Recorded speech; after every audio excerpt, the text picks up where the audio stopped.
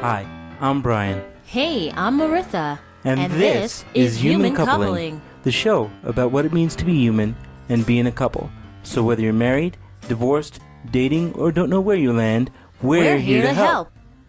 Hey everyone, it's Merisa. Welcome to another episode of Human Coupling Podcast. Hey Brian. Hey there, Marissa. How you doing? How's everybody out there in podcast land tonight? Okay, I hope. Well, it's another wonderful week in Denver, and yeah, we get no weekend because it's gonna rain like hell. Yay! Yay! Anyway, folks, on to our wonderful, magical topic for the week. This week's topic is the love quiz. Okay, now this derives from a 36-question study that was originally done by a psychologist named Arthur Aaron. There was a wonderful New York Times article by Miss Mandy Len Catron, or Catron. I don't know because it's very hard to pronounce her last name. Exactly. Anyway, this modern love essay was unearthed by this woman because, you know, she wanted to know, how do people fall in love, right? She had a friend that she liked. She unearthed this essay by this psychologist, and she tried it, and hey, hopefully love ensued, right? So, as a married couple, I think this would be very interesting because, you know what? We're already in love.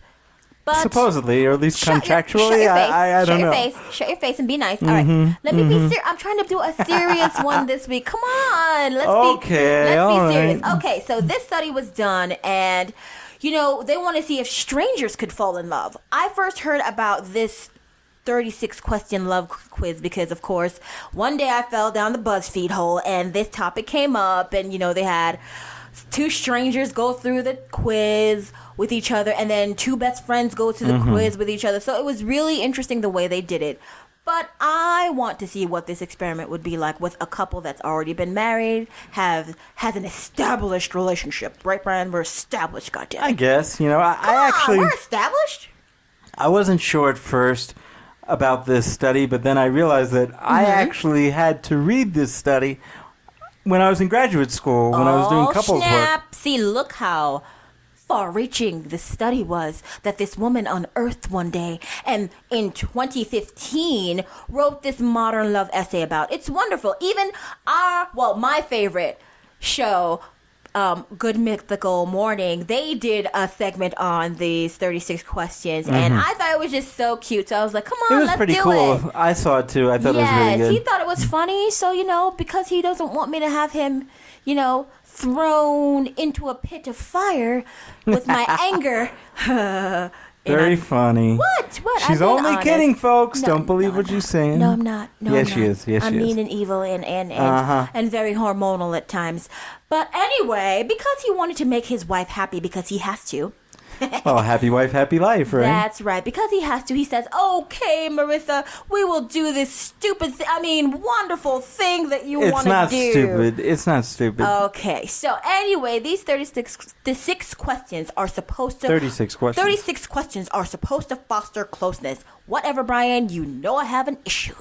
Yeah, but the people out there in podcast land don't know that. Of course, we already did a show on that. Anyway, so they're supposed to foster closeness. These are very interesting questions.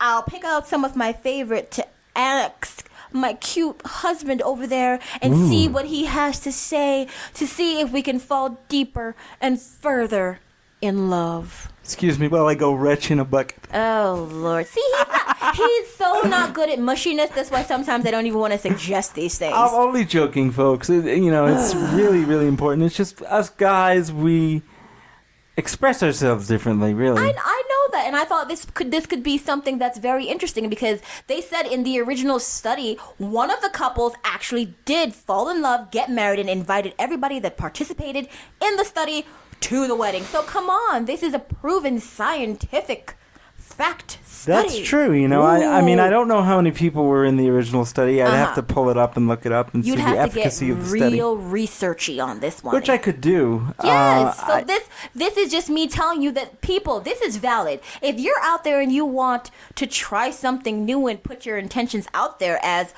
my awesome dudes at Good Mythical Morning said in the end of their segment, why wouldn't this be a fun little experiment? Because you know what? In the beginning, it'll just make you laugh and giggle, and you're like, oh, this is so silly. But then you'll try it, and you never know. Well, if you think about it, it's good for pretty much any stage of a relationship. I would say so. When you're first getting to know someone, this is something that I talk about quite a lot. It's a little awkward, because there's not really a relationship or rapport that is developed. And the two people are trying to get to know each other, and they're like, is this person telling the truth? Aren't they telling the truth? What does this mean? Are they looking for a hookup? Are they looking for something more? I don't know. Is this just a numbers game? What's the deal?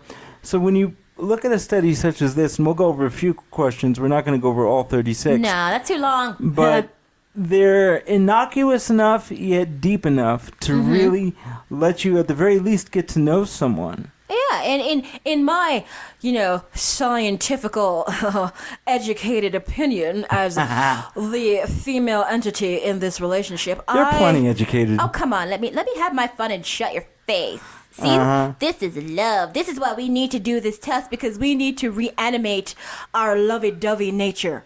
Because we're not animated enough, darling? Come on, we're animated people, but this is good. This will rekindle our love on a deeper subconscious level. So, which one of us is going to cue the game show music? I don't know. I'm just going to go dun, dun, dun, dun. No, okay, see, I'm going to stop that right now. I'm going to stop that because this is a good idea. I say it is a good idea. I'm just messing around. For those of you who are dating, this could be a super fun way to break the ice. Think about it, Brian. You're telling me that on a first date where basically you feel like you're being interviewed. Interviewed would be the perfect freaking word because come on, you feel like you're being fed the third degree. People are just like, well you are kind of, it's a big audition and interview, right? It is so, but honestly, okay, you know how women are. We know if we kind of want to, hook up with you within the first 5 minutes within of like the knowing first 30 seconds. I know. We look at you and go, okay, all right. On the surface, we can bang.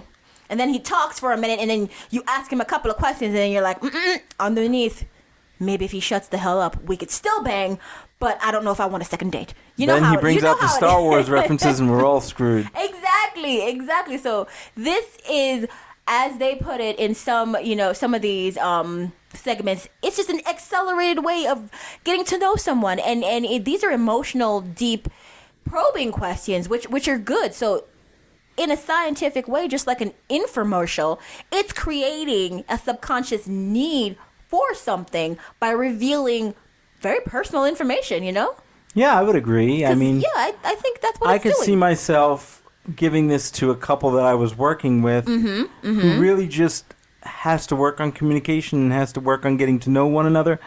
Sounds it's not so much what they say, but it's putting them in a place where they have to dig deeper on things that seem superficial but are not. Of course. And can you see that as the brand new individuals that are meeting each other, just being put into the situation where they have to answer these questions, where they have to go into their minds and be present, because you have to kind of be very present to answer these questions, and you have to think about them because they are deep probing questions. And that's even more important now than ever. We've talked about this on several episodes, where the ability to be present and in the moment and in the situation is something that's becoming increasingly more difficult for all of us. I would say but especially the younger millennial generation.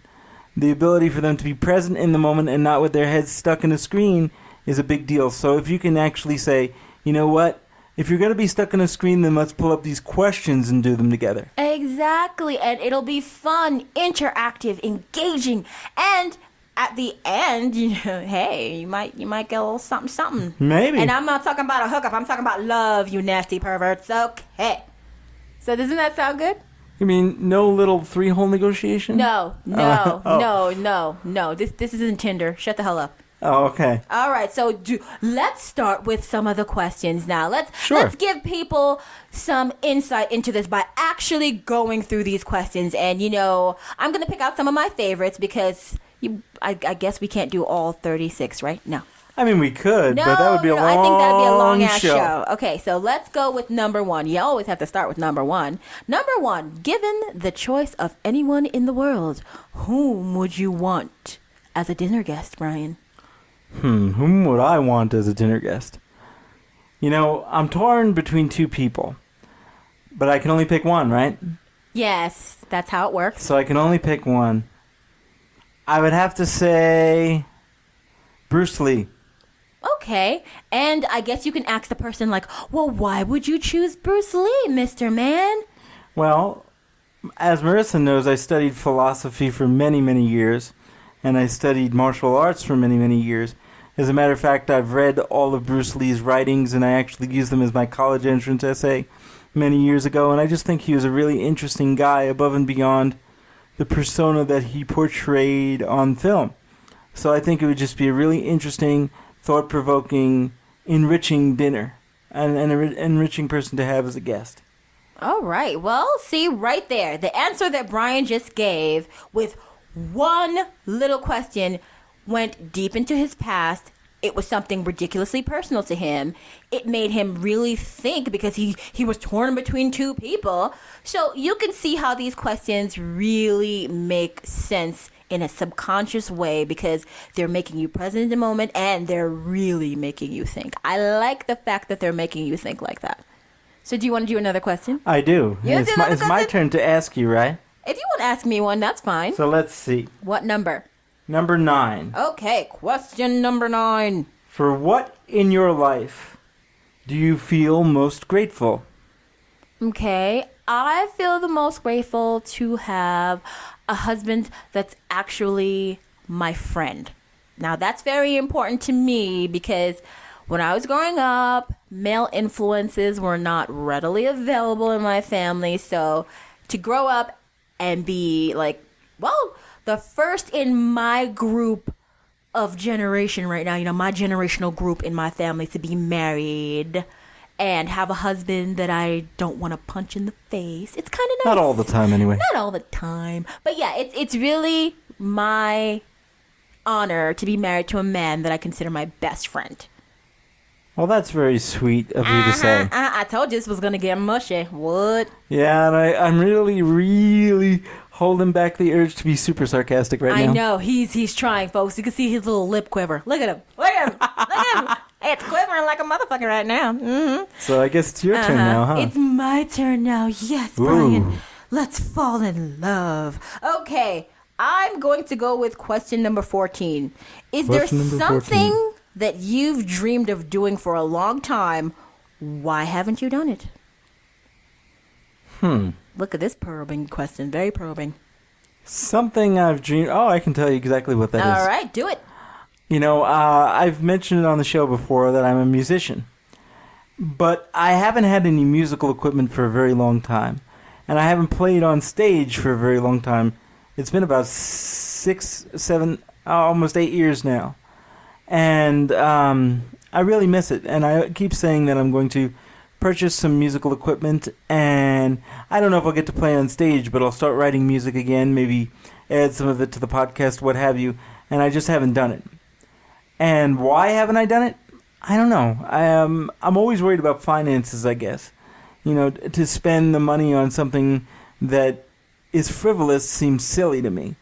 I'm afraid that if I spend a couple of grand on this, then all of a sudden something bad's going to happen. And I'm going to be like, shit, I shouldn't have spent that money on that. And actually, in the past, I gave up the chance to get what for me would have been some of the most perfect music equipment ever because of our financial situation due to the crash. And now it's not made anymore and you can't find it.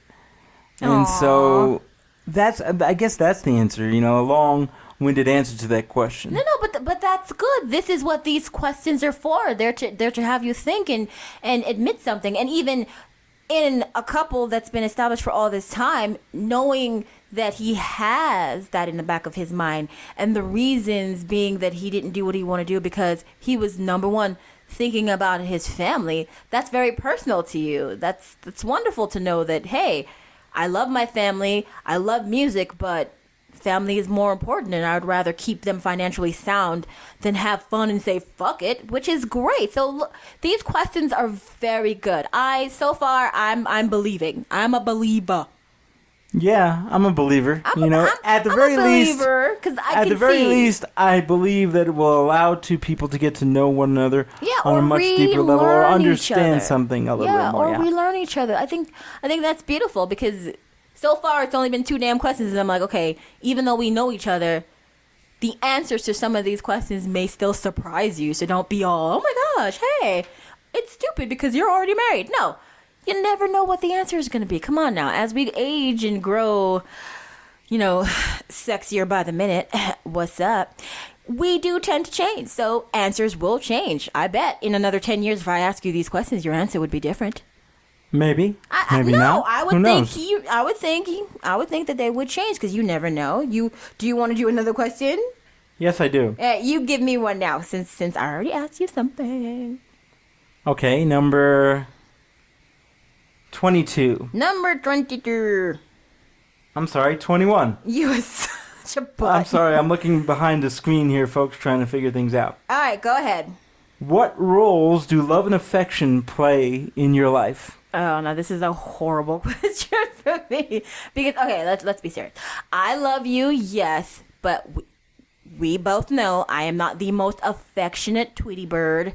I just don't want to be. I'm not affectionate, so I love, but affection is bullshit. I'm sorry. He's so mad right now. You should see his face. I can't say that I'm not surprised at the answers. Exactly. I mean, you know the answer, but it's like to hear it. Oh, yeah. And to hear the answer. By the way, if my voice sounds a little far away, folks, it's because I'm going through these papers trying to find juicy questions to ask Whatever. Marisa. I told this boy, hey, you could pull it up on the screen. He's like, no, I don't feel like it. So I'm like, do what you feel, bitch. Anyway.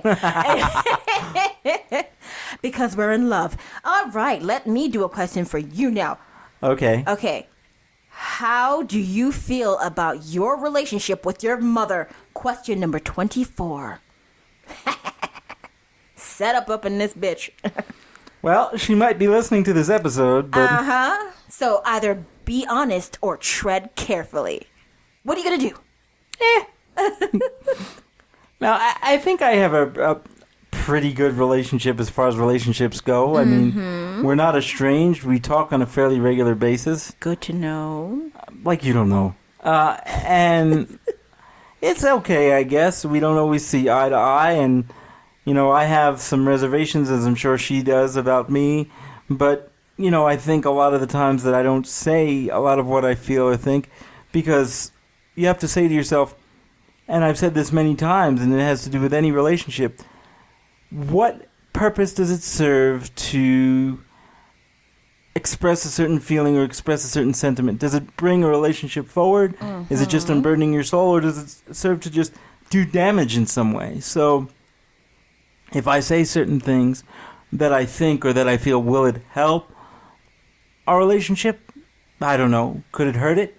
Possibly, so why say it? Does that make sense? That makes sense. It's your mother. You want to always tread lightly with your parent because no matter how old you get, that's still your mama and she can still slap you in the face. Trust me. I know. Yeah, but it's not about that. It's about having respect for the ones that you love and wondering... what is the purpose for saying or doing what you do? Yes. And on that note, since it is May, we love you, mommies. Yes. We love you very much, even though we don't visit a lot. Sorry. It's Brian's fault, by the way. Anyway. It is not my fault. Your turn for another question, sweethearts. Okay. Let's see here. Yeah. Keep this romanticalness going. Come on now. Oh, no. That one I won't ask. What? What number? Come on, don't be a baby. No, it's just the one that caught my eye, which was number 35. Number 35. Okay, why don't you like that question? All right, you want me to ask it? Go ahead, man. Look, we are trying to be honest here. All right. Do your thing, even though I think I know the answer. Just do it, you big baby. Of all the people in your family, whose death would you find the most disturbing and why? Oh, wow, that's a up question. It is. Well, of course that would have to be like my mom's. Come on, because she's my mother and I love her very much. And that's not the answer I expected, to be truthful. What? This is my honest answer. It would be my mother's. Like, I love my mommy very much, and when we were growing up, I was the most close to her. I used to wait up for her until midnight every night in Brooklyn, staring through the window of a second floor apartment, waiting for her to come around the corner from the train station, you know, just so she'll feel like somebody loves her. So right. We've always been in love forever. But then when I moved to another state, because I'm a bad child and I can't just move around the corner, I gotta leave town, and I gotta leave town hard. So it was kind of weird to break up with my mom. So yes, her death would disturb me the most, because that's my mommy. I love my mommy. I love Monty Potts. She's my favorite person. I love you too. Is that what you wanted to hear? No, that's just not the person that I expected you to say. That's all. Who was the person? Your sister. My sister? Yeah. Oh, well, yeah, of course that would disturb me, but not as much as my mommy, though. Okay. See, isn't this weird? Even though you know each other, and you're like, look what he just said. Well, I know who she's gonna say. I was pretty sure. See, this is why these kind of things are so much fun. Because we've had these conversations before, so of course, and you never know why you say something. Because thinking on the spot and reading these questions out loud to each other, you have to just be honest. So you go in your brain and you just say what you feel. Don't think too hard. Just say what you feel, because whatever you say first is usually the most honest answer, right? Right, exactly. So, see, these questions can bring up information that you thought you knew, but you didn't. So this is kind of fun. I'm liking this, and I don't know, like, if you are new to the whole, hey, I don't know you, hey, you don't know me. Well, I think, how would you even bring this up as a topic in your meeting? I think these questions would have a distinctly different slant to them. Yes. If you were just getting to know somebody. If you're just in the moment with each other. Are you talking about, like, okay, first date, or maybe third or fourth getting to know each other kind of date, where you kind of know each other, but you don't even know last names yet, you know? I wouldn't pull this out on a first date. I think that would be a little much. Would that be too much of a devil's advocate kind of thing? Well, think of our first date, as crazy as it was, and even though we did talk for hours and we're just wackos that way. Well, yeah, because we like to talk. But think now, if I would have pulled out a 36-question document and said, "Let's do this." Mm-hmm. No. I think it would make you run away. Come on. Wouldn't you think that people nowadays are a little bit more adventurous? I think people nowadays would be adventurous enough because things are so friggin' readily available, and you can prove that you're not being a total nutbag. You just heard about this cute little thing to do on a first date. I don't know if I would do it the first date, but I'd maybe do it the third or the fourth. Mm-hmm. Because the first date, sometimes you can go on one date and the person's a fucking douchebag and it's a goddamn disaster. And fuck no, I don't want to know any of this shit. I'm not telling anybody that stuff, you know? Okay, so in your eyes, you think this is like a third date situation. Yeah, because, third, fourth date situation. Because you want to see that person again. And if you want to see them again, Instead of hooking up and having sex like TV would like you to believe, instead of having sex on the third date, how about you do this questionnaire on the third date? Yeah, see? That would make a lot more sense. There you go, folks.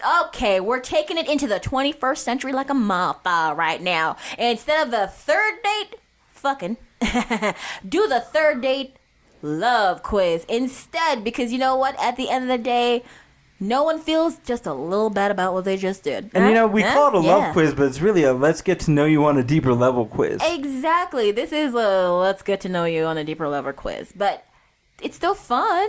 Come on. Do you want to ask me one more before we start? I want to ask you one more. Tying this show up? Why? Because you think you're better than me, and no. You're better. Okay, wait. No. I know. I like the last question. I think the last question is the craziest. I didn't see that one. Share a personal problem and ask your partner's advice on how he or she might handle it. Also, ask your partner I don't want to do this one.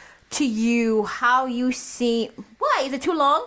You know what? It is. It's too hard to do on the show. I'm going to do number 7, because number 7 I thought was the silliest quiz. Quiz question. Where's number 7? Do you have a secret hunch about how you will die? Ha ha, fucker. You should have took the last question. No, I actually more comfortable answering this one on the air. Really? Yeah.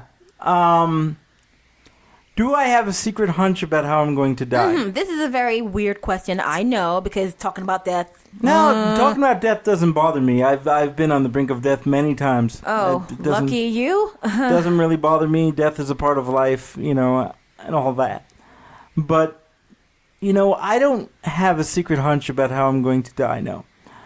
But I do know this. I know that I'm here to fulfill some sort of mission. To change either someone, something, or even the world in some way that's going to be meaningful. And until I achieve that mission, I'm not going anywhere. And I know in my heart of hearts that I haven't achieved it yet. Wow. Does that make sense? That was some deep stuff right there, boy. Mm-hmm. I know, it sounds kind of crazy. I apologize for that. No, but if we're talking about death and we're talking about mortality, so of course you feel like you want to get all... philosophical, higher level. Yeah, on I don't have a hunch on how I'm going to die. I really thought I was going to die about 5 different times in my life and didn't. So, no. Yeah, I can see why you're just a little bit like, well, fuck it, it's going to happen when it's going to happen.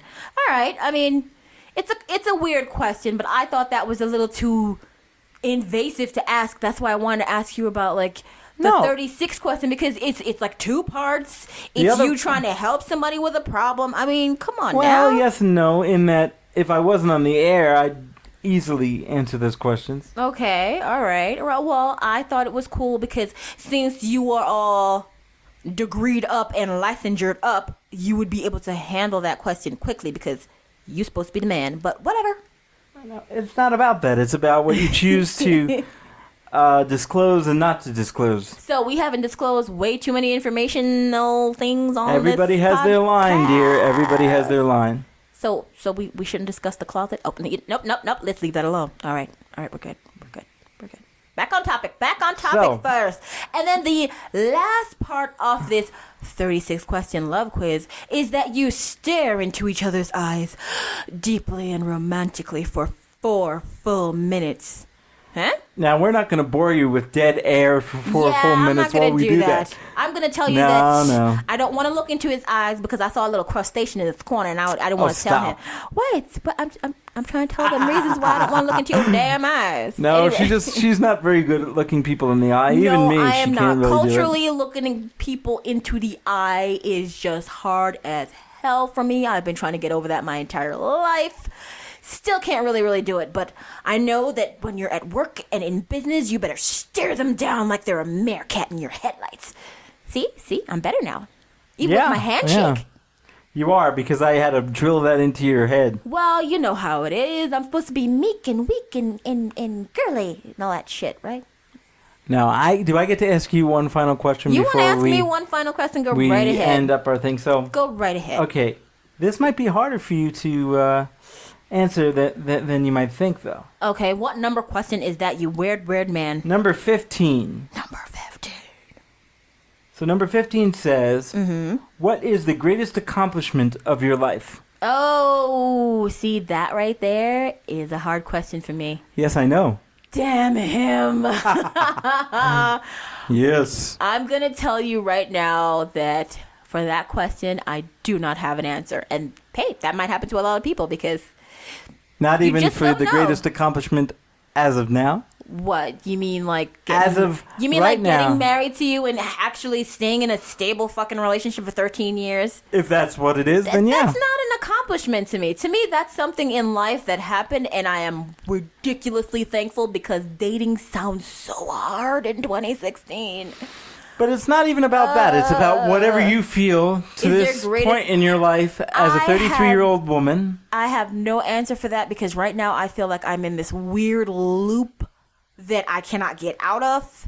So I don't feel accomplished at the moment. So that is my honest answer. I don't feel accomplished. I'm very sorry. So you don't feel accomplished about any portion of your life? What should I think what he is trying to allude to is that he thinks he knows me and I should know the answer. So, do you have an idea about what I should be? No, I don't. No, I don't because I can't.